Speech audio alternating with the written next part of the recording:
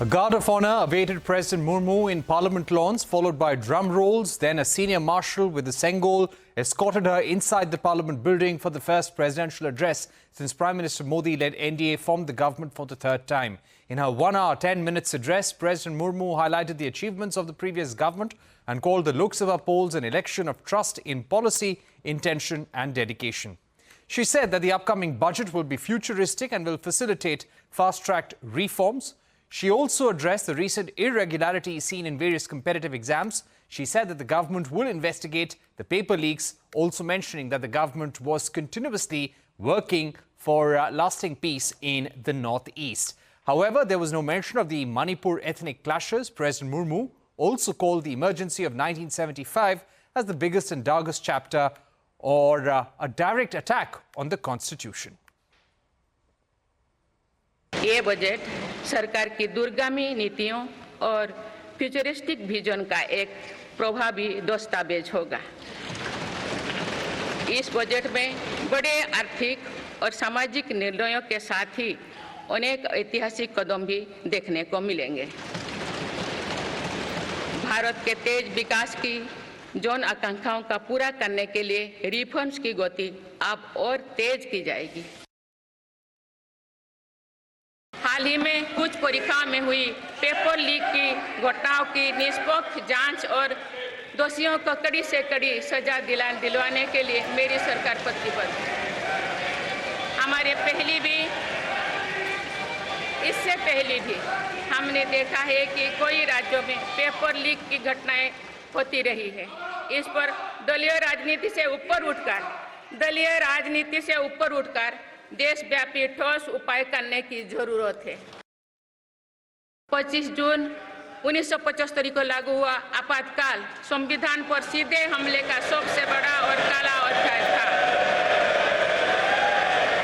तो पूरे देश में हाहाकार मच गया था, लेकिन ऐसी असंवैधानिक ताकतों पर देश ने विजय प्राप्त करके दिखाया, क्योंकि भारत के मूल में गणतंत्र की परंपराएं रही है।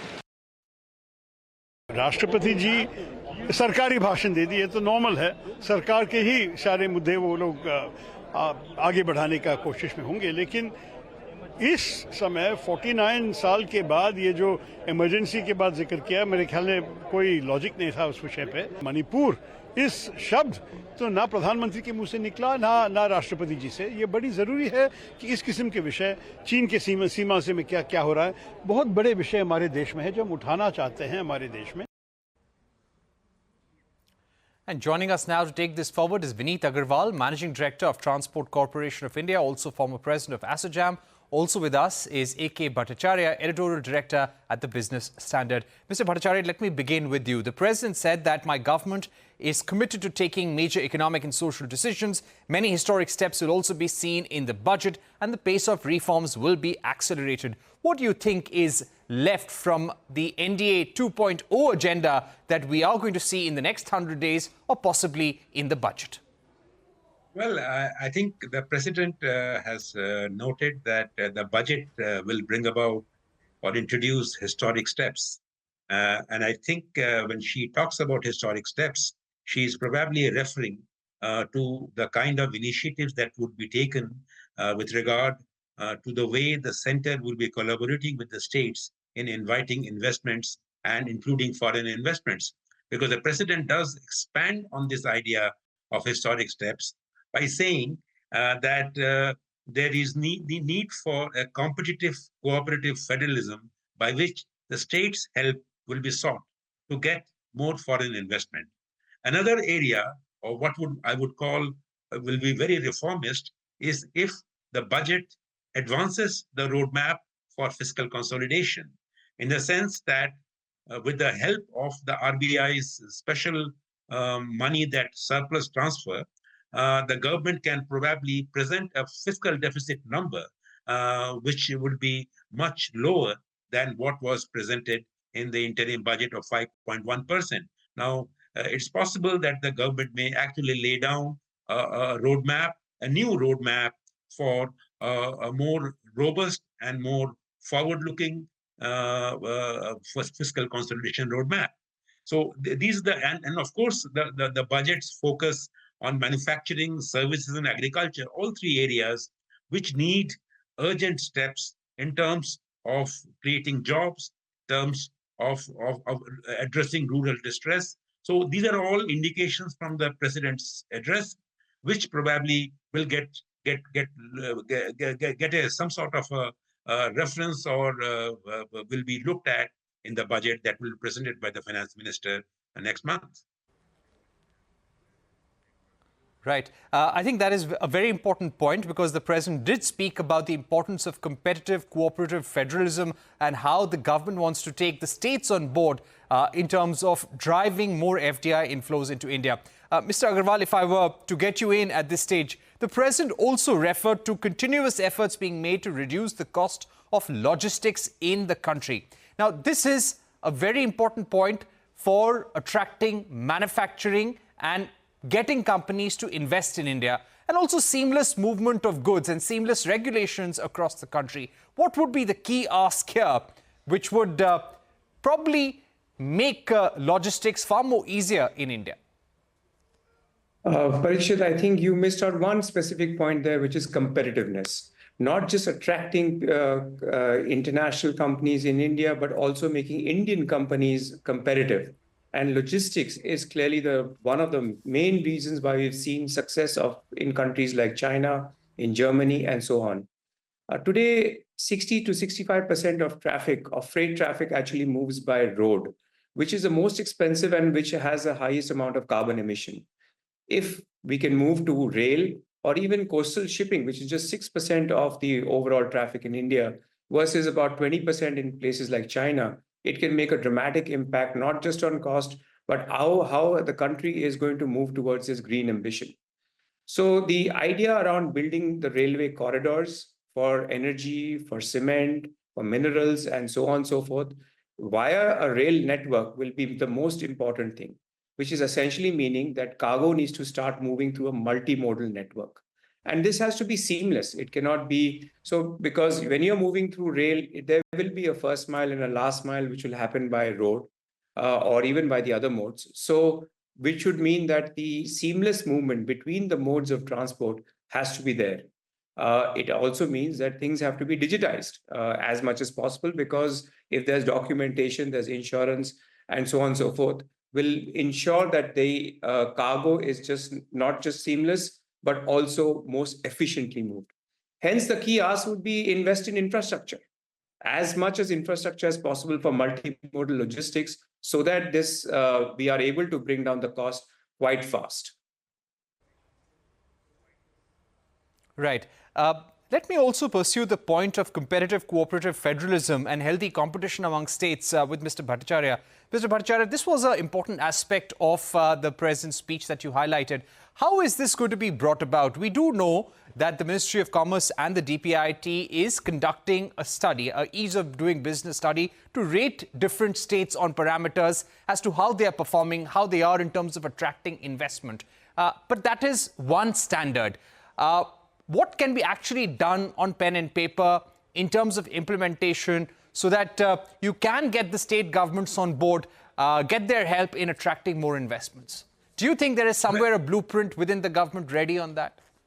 Well, I have no specific information whether the government has any blueprint or not, but certainly from the various statements made by the new government's leaders, and particularly by the Prime Minister, Mr. Narendra Modi, even before the elections were completed, he talked about how he needs the states to become more active partners in inviting foreign investment into the country.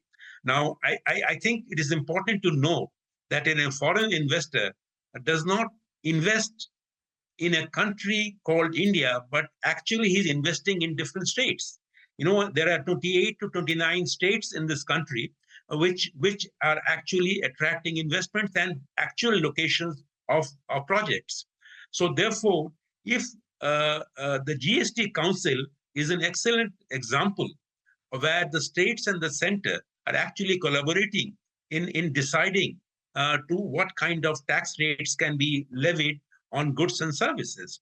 Now, something similar can be thought of in which the states and the center actually get together and decide on how to look at their various state government's policies and the central's taxation and other ease of doing business policies and make it more attractive so that all the states are actually beneficiaries of this exercise. So when you're talking about competitive and cooperative federalism, you are actually talking about a kind of a GST council kind of a structure where the center and the states get together and make a joint pitch for investments into different states depending on their locational as well as specific advantages.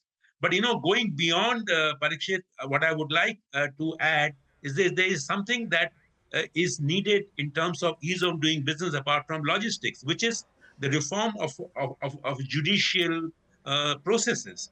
And I think this is part of the BJP's agenda, and I do expect that the union budget we presented in the last week of July would outline what kind of judicial reforms can be looked at, which will expedite the way various cases are being settled, and industry and trade will be particularly benefited by such easy and trouble-free resolution of cases. Right. That's an important point. And let me pursue that with Vineet. Vineet, when it comes to ease of doing business, there is a Jan Vishwas 2.0 which is being discussed within the government right now. They hope to have a draft bill ready by the end of the 100 days, first 100 days of the government. Now, that will deal with decriminalizing certain unnecessary penal provisions. But in terms of judicial reforms, in terms of ease of doing business reforms, would there be one or two key asks that you would have? Yes, certainly. I think not just the fact that you can open a company very fast. I think the idea to close companies fast enough should also be one of the very important areas of focus, because today decriminalization is certainly a very, very important aspect because it discourages risk-taking. Today, if we are able to incentivize risk-taking through the mode of startups and look at failure as one of the ways to learn and grow out of it. So closing down companies will be very important. Certain amount of areas around GST standardization, I think that's a very important thing. It's very cumbersome for a national company, for example, even our logistics company, which is present in all the states, to have multiple GST numbers and do filing of returns every quarter. It actually leads to more losses because there is a element of high degree of effort and error that happens, and also discourages smaller companies to be part of the GST regime. So that would be the third thing. Incentivizing certain amount of taxation for new manufacturing, I think that would be very critical to attract SMEs and MSMEs. When we look at larger incentives like PLI, etc., I think we have to also look at how the MSMEs will grow, because they are the people who are going to support the larger industries. Today, when we talk about manufacturing for, let's say, phones in India, we know that almost 90% of those components are being imported. How can we create an ecosystem when where those MSMEs are actually being present in India and growing in India to contribute to the larger schemes?